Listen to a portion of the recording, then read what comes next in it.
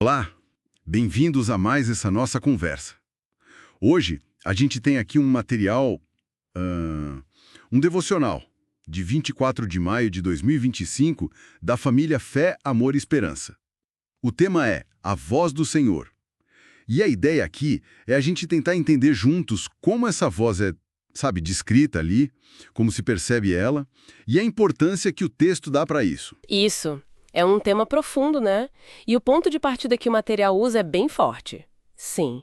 É o Salmo 29, versículos 3 e 4. Diz assim, ó: A voz do Senhor é ouvida sobre as águas. O glorioso Deus troveja.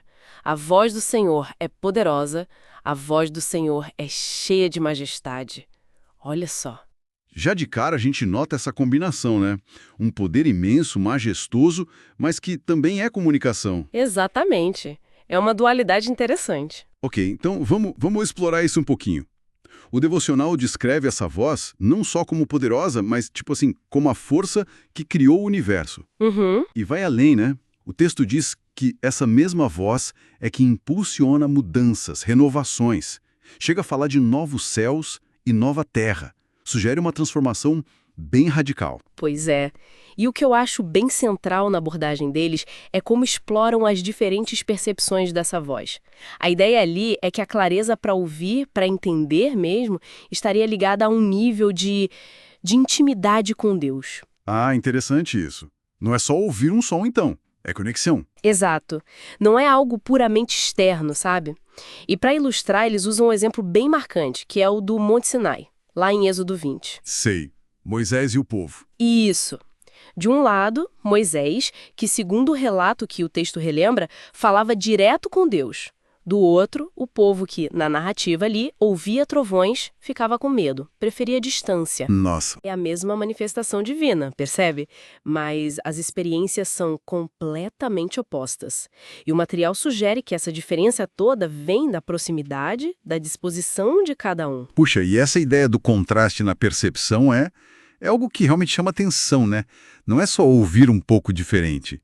É comunhão versus medo. Totalmente distinto. E o devocional traz mais algum exemplo para reforçar isso? Sim, sim. O texto também menciona aquele episódio nos evangelhos onde Jesus ouve claramente a voz do Pai. Ah, lembro. Mas a multidão em volta ouve só um trovão. De novo, a leitura que o devocional faz é essa. A disposição espiritual, a proximidade com o divino é que define como você percebe. Faz todo sentido dentro da lógica que eles apresentam.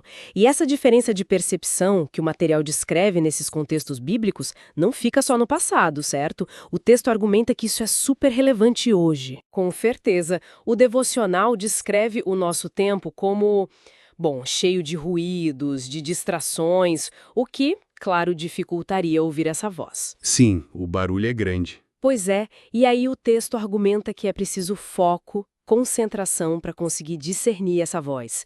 E por que seria importante?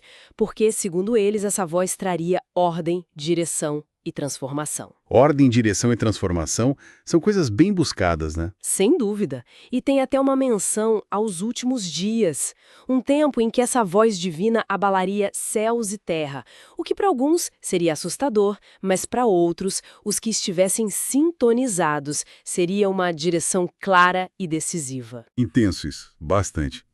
Então, assim, resumindo a ideia central do material, a voz do Senhor é apresentada como algo muito poderoso, transformador mesmo. Mas a capacidade de ouvir e entender isso claramente não é automática. Depende da proximidade e da sintonia espiritual da pessoa com Deus. Entendi.